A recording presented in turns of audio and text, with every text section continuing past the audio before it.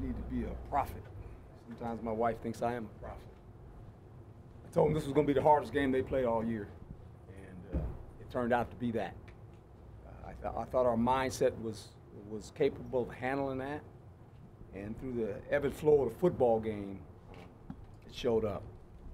I think UCLA came in here with the attitude that, talking to Chip before the game, we visited for about 25 minutes and talked about where we're at as far as trying to build programs, and we're basically on the same page.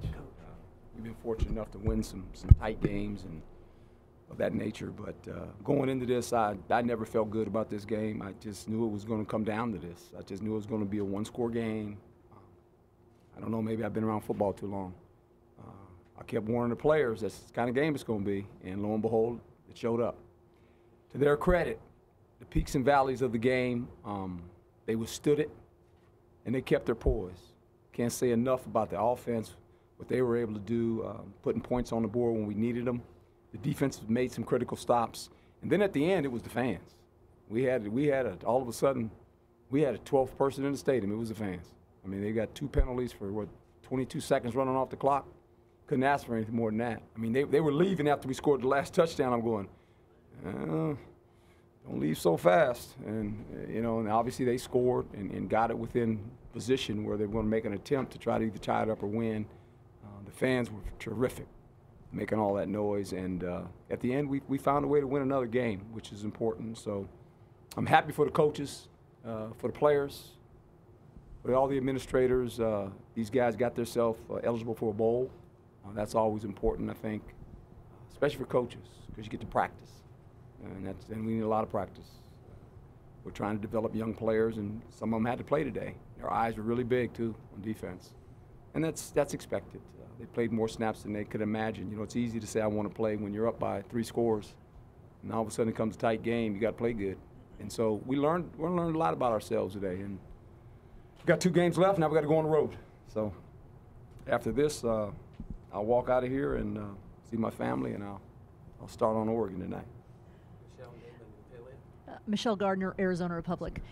Coach, what about the 8-minute drive that put you up 2 scores? Can you kind of take us through that, how important that was? Yeah, it was important in the fact that we couldn't stop their tight end. He's fantastic. I think he had like 11 catches or something. Every time I turned around, it was 81. Catch the ball, throwing 81. I said, not how to cover that guy. Can we cover that guy? We couldn't cover him. And we just felt that we needed to possess the ball. And that was the strategy after halftime in the third quarter going forward. Could we possess the ball to not allow that offense the ball? And we had it for 36 minutes, which was good. And the last drive was fantastic, to go on a long drive like that, because they were hot. I mean, their offense was rolling, and we did some things to disturb them.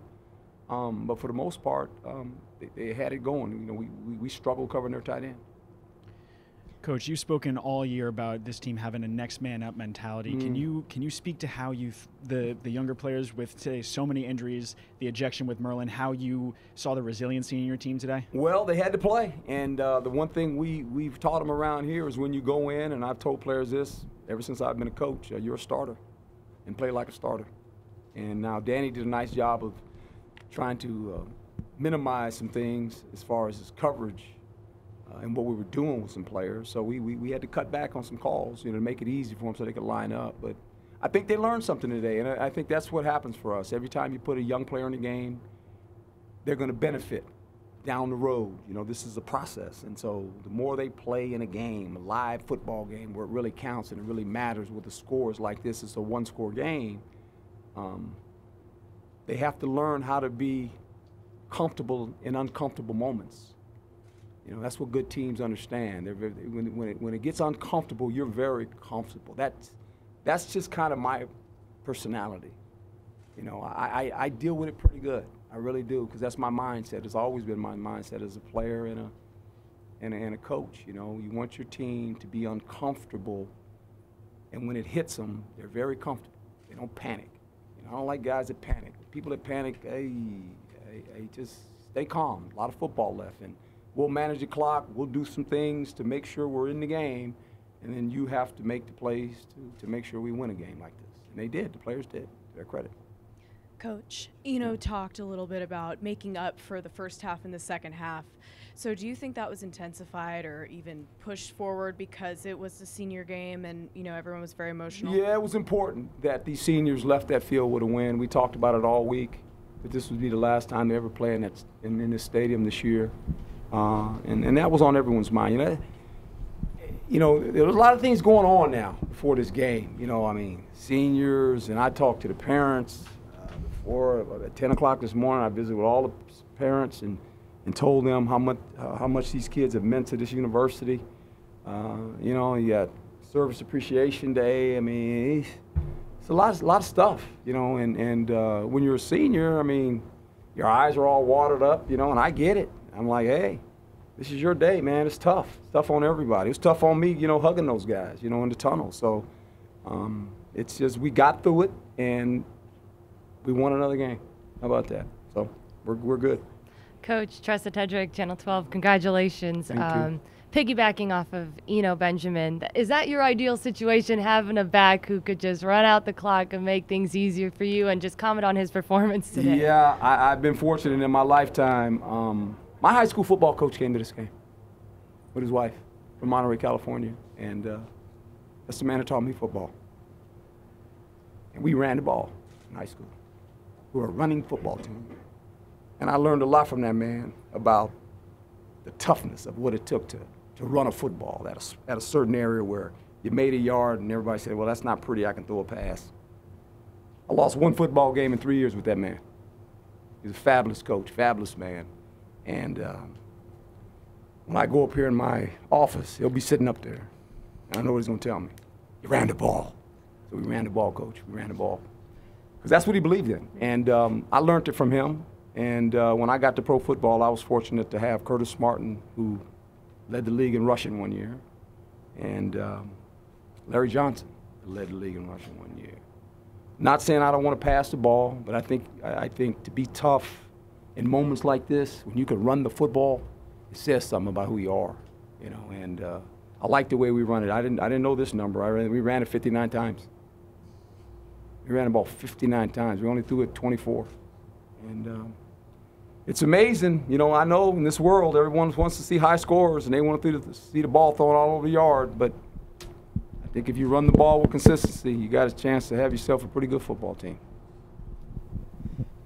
Coach, you Yes, guys sir. had you guys handled adversity particularly well today. Obviously, Manny's interception, Merlin's targeting call. What can you speak on of your team just continuing to find itself when faced with some struggles? Well, that's what football is. It's a game of inconvenience. See, every play somebody gets hit in the mouth and it hurts. And how do you handle it?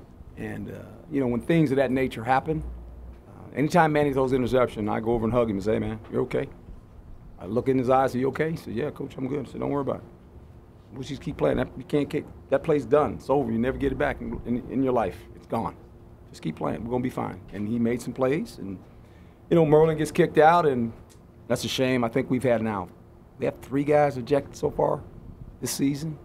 We lost Merlin. We lost 43. We lost 20. That's a tough rule, and I get the rule. It's just hard. I'm hoping he got kicked out in the beginning of the half, so I think he's good. He can actually play next week. That's a tough call for an official to make. It really is, because it's a bang play, and when they say he's out, he's out. Can't argue about it. So I saw Merlin after. He was happy that we won, and that's good, because you want to win a game like that. When you're losing as many players as we lost, you need to win a game like that.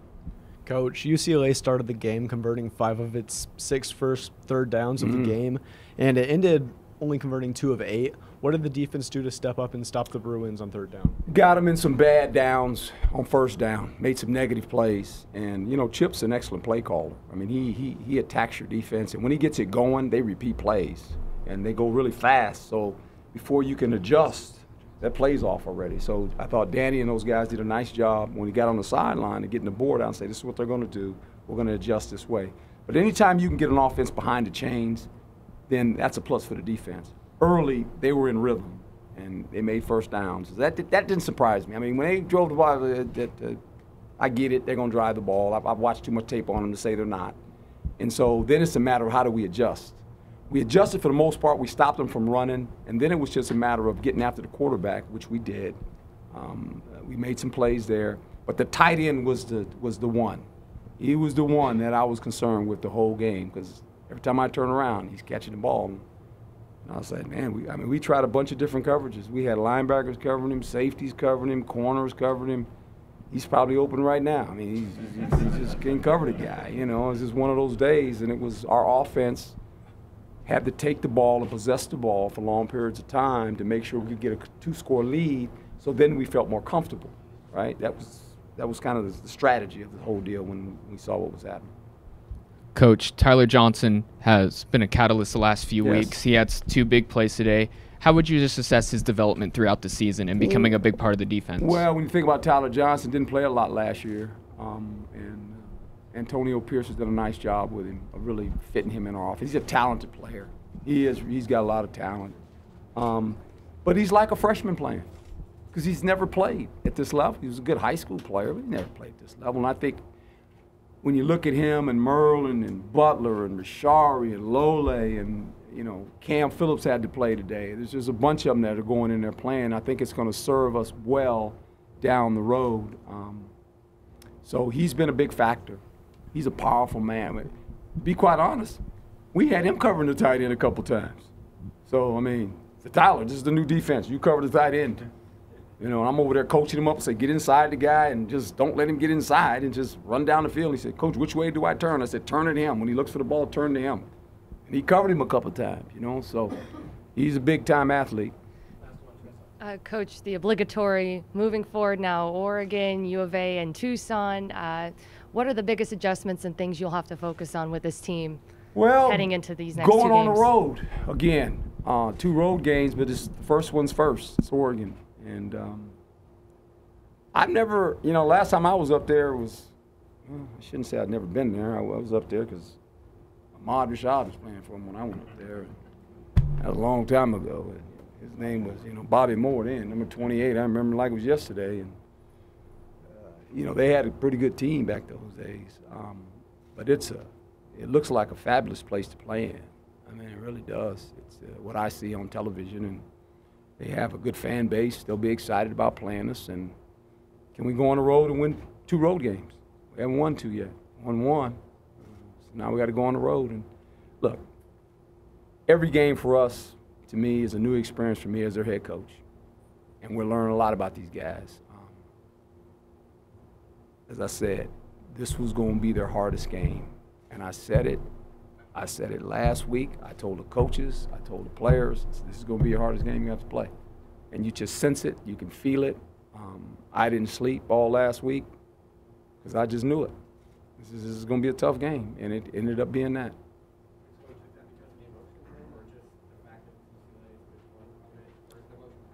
All of the stuff combined.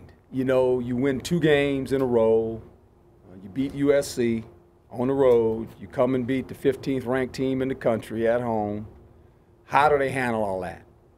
They've never been in that situation emotionally. And everybody can say, well, they're going to handle it. I mean, how they're going to handle it? They're kids. How do they handle that? And they're playing at home, and it's senior day, and it's all this other stuff. They got all this stuff flying around, and people are telling them, hey, if you win out, you can do this. I'm like, hey, this UCLA team, they're pretty good. Like I said, I had a conversation with Chip for almost 30 minutes out there, pregame, and we were talking, and we'll talk again when the season's over with, and we're both trying to build programs. He's starting a lot of young guys. We've been fortunate enough to win games. Our guys are learning how to win.